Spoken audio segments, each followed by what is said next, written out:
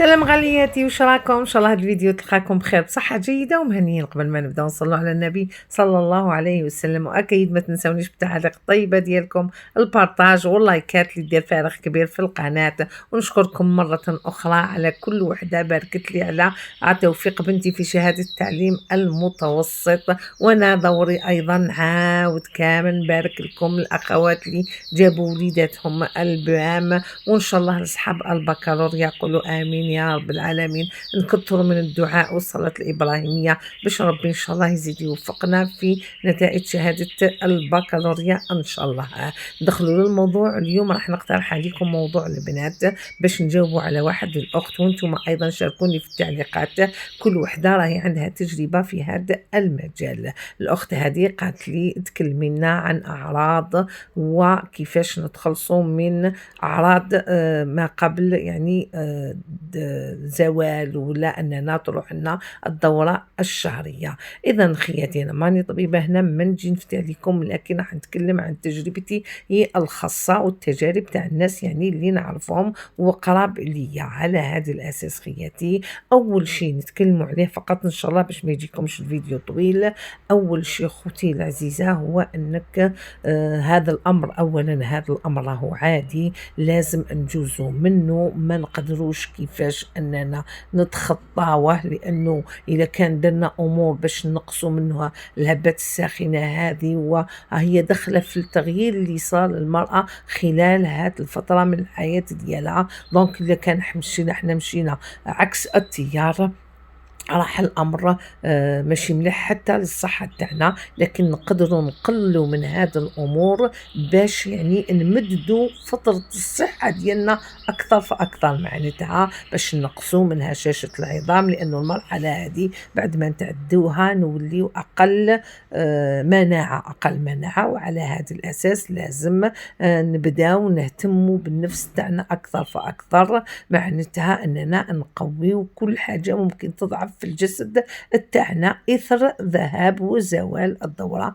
الدمويه. على هذا الاساس اختي العزيزه اول شيء انا يعني ننصحك به ودرته هو انك تروح للجينيكولوج ويعطيك مكملات غذائيه. كاين بعض المكملات الغذائيه لابد منها لانها راهي تنقص في الجسم ديالك نتيجه تاثير تغييرات هذه الهرمونات في الجسم ديالك. يعطيك باغ فيتامين سي، يعطيك البي ان يعني هرمون بليتو مكملات غذائيه راح يمدها لك الطبيب، هو اللي يعرف، لانه كل وحده وكيفاش يجوا هاد الهبات الساخنه، كل وحده والهرمونات ديالها. على هذا الاساس الطبيب هو اللي يعرف يعطيك بالك دي زاناليز ويعرف الحاجه اللي راهي ناقصه في الذات تاعك ويعطيها لك كمكملات غذائيه. في نفس الوقت انت يا اختي العزيزه تهتمي بالحيويه ديالك، معناتها على الاقل تجري شويه في النهار. يعني نتكلموا عن الرياضه اللي لابد منها باش نحافظوا على اللياقه البدنيه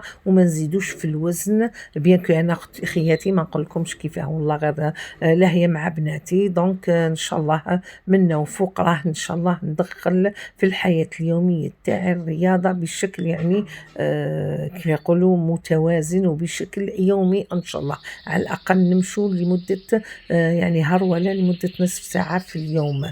بالاضافه الى اختي العزيزه النوم مهم جدا. كي نتكلم عن النوم على الاقل هذوك 7 ساعات تاعك تاع النوم لازم ترقديهم باش ترتاحي. هذا اول شيء. ثاني شيء اختي العزيزه امامي اذا رقدتي 7 سوايع ديالك ماشي ترقدي لي على 2 تاع الصباح وبعد تنوضي لي 10 تاع الصباح، هذا ما راهوش نوم صحي. لازم ترقدي على الاقل مول العشاء 10 ونص ل 11 ماكسيموم، وتنوضي الصباح بكري. منها راح تصلي صلاتك ومنها راح تدعي ربي سبحانه انه يقدرك على انك تحاربي يعني هذه التغييرات اللي كنت تصرى لك في الجسم تاعك وتعيشي يعني تحاولي تعيشي حياة عادية. بالرغم ان انا جاتني فريمون صعيبة لانها امتدت لي لفترة طويلة. كاين يا ربي عام ولا يعني غير كي قريب تروح لهم دورة شهرية اللي صرا لهم هذا التغيير. كاين اللي طول معهم، انا طولت معايا بكل صراحة لمدة يعني 5 سنين ولا اكثر وانا نسوفري،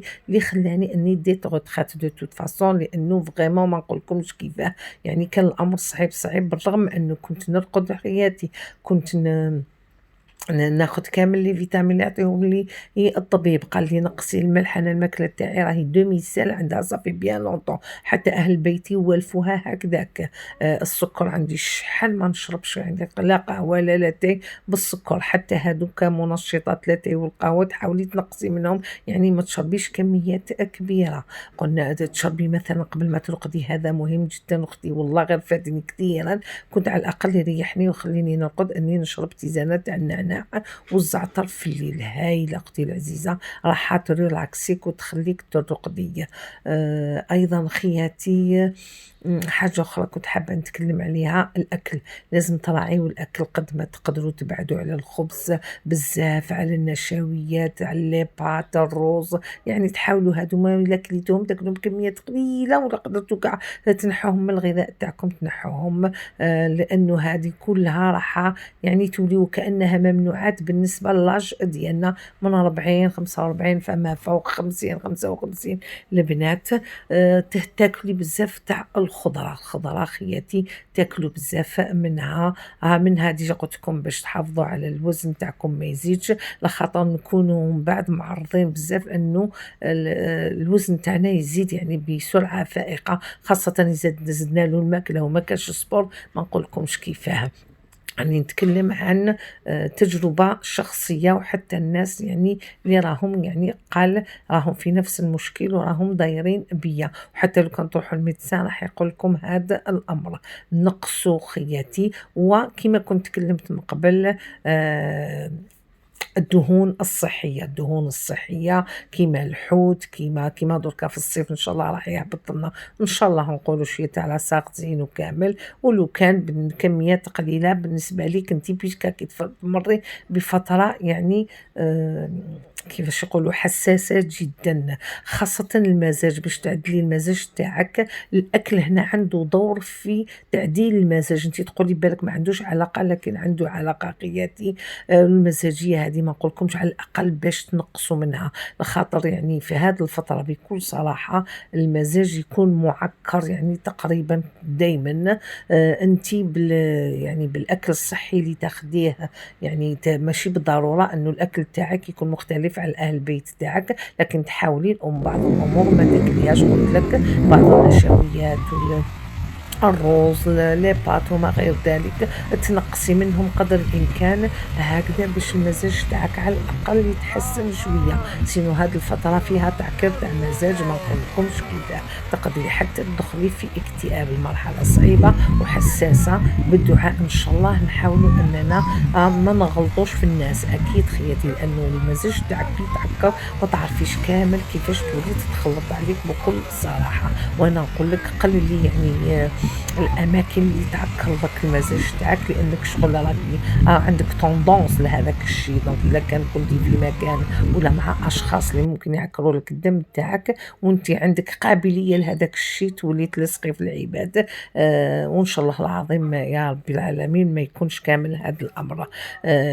هذا امر ما نقدروش نديروا له كونتر بيي كما يقولوا، ما نجوش ضدو. هذا امر لازم نجوزوا منه خياتي، ما تقدريش تحبسيه. كي تحبسيه معناتها راح كيفاش يقولوا تعرقلي المرحلة، تزيدي تطولي فيها. مثلا نعطيكم أنا مثال، أنا في بنتي الرابعة تالمون لا غروسيس تجيني واعرة، وحتى الولادة تجيني صعيبة ما نقولكمش. الولادة حتى الولادة نعرفوا بأنه كاين نساء تجيهم سهلة بكل صراحة، وكاين نساء اللي تجيهم صعيبة، يعني هذاك الطفل ما يجي يخرج كما قال تقول يخرج من عينيهم. أنا بكل صراحة الولادة تاعي صعيبة بزاف بزاف بزاف، ما نقولكم مش كيفاه يعني. وبعد الولادة كومبارازا كلش خياتي الروح، واش كنت نعاني منه لمدة 9 شهور، ومع نزيد الولادة غير بعد ما تزيد بناتي غير ما يزيدوا خلاص كلش يروح. تلقاوني الحمد لله يعني نوض لحالتي، نوض لداري،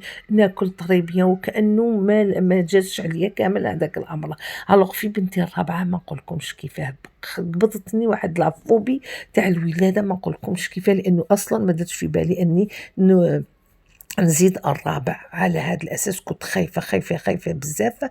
الو قالوا لي على هذيك التشكه تاع الظهر اللي كانوا يديروها، قالوا لك تنقص السطر. اي با انايا كي جوستومون هذيك التشكه جوستومون رانا حننصح بانه ما لازمش ديروها خياتي، لانه وقفت انايا هذاك السطر تاع وقفت السطر باش ما نحسش به. وزدت بنتي الله يبارك، وكنت بعد ما يزيدوا بناتي مباشره نوض قلت لكم نشيطة ونطيب ونغسل الحوايج وانا اللي نقوم بروحي، نخرج من السبيطار نقعد غير يوم غد من داك ندخل لداري وكأنه الحمد لله يا رب العالمين. لكن في بنتي الرابعة تالما وقفوا لي هذاك السطر باش زيدت ما حسيتش بالزيادة. ومن بعد البنات حبيت نحكي لكم الحكاية بالتفصيل خياتي، ما عليكم غير انكم تقولوا لي في التعليقات هنا فقط باش نوري لكم باننا كي ناخروا كاش حاجه وهذاك الامر لازم يجوز راح نزيدوا نعانيو اكثر. اذا بعد الولاده تاع بنتي صغيره قعدت اسبوع وانا في الفراش ما نطش. الله يعني يعطي الصحه يعني خواتاتي بما هما اللي قاموا بيا. الزوج ديالي ما نقولكمش كيفاه، علاش؟ لانه شفتوا هذوك لي كونتراكسيون اللي تجيو للمراه باش تزيد، هما وقفوهم لي باش ما نحسش سي سا. وزيدت بنتي والحمد لله والشكر لله. لكن من بعد ولاو يجوني هذوك لي كونتراكسيون يا خياتي بعد ما زيدت اسبوع وانا بلي كونتراكسيون والسطر وكاني راح نزيد وانا خلاص زيدت. على هذا الاساس من تما عرفت بانه الامور اللي لازم تمشي ونمشي فيها نخليوها تمشي، وشنو نقدروا نقللوا من التاثير ديالها على الصحه ديالنا. فوالا هي جوز الهبه الساخنه لابد منها، تقدروا نقصوا فيها يعني في المده عن طريق الاكل الصحي وبعض المكملات الغذائيه والرياضه والالتزام باش نحسنوا شويه المزاج تاعنا. لكن هي تفوت اوليو يجوك هبات ساخنه بوندون 5 ولا 6 مينوت، يجوك بوندون 2-3 مينوت. هاوليك يكون عندك اكل صحي ومكملات غذائيه. اوليو يجيوك الهبات الساخنه باغ اكزومبل 10 خطرات في النهار بالغذاء الصحي والمكملات الغذائيه والسبور، يوليو يجيوك 2-3 فوا باغ جور. هذا هو. لكن الفتره لابد هاد الامور لابد اننا نمشوا فيها داخله في الميكانيزم كما يقولوا ديالنا في الشخصيه كيفاش خلقنا رب العالمين. هذا هو. ان شاء الله فقط نكون فتكم بالنصائح، يعني الامور اللي جازت عليا اللي راني حكيتها لكم. نتوما ايضا خياتي زيدوا ويعني عاونوا الاخوات اللي راهم في هذه المرحله بالتجارب الخاصه ديالكم. هنا يخلص الفيديو، بقاو على خير خياتي الى فيديو اخر باذن الرحمن.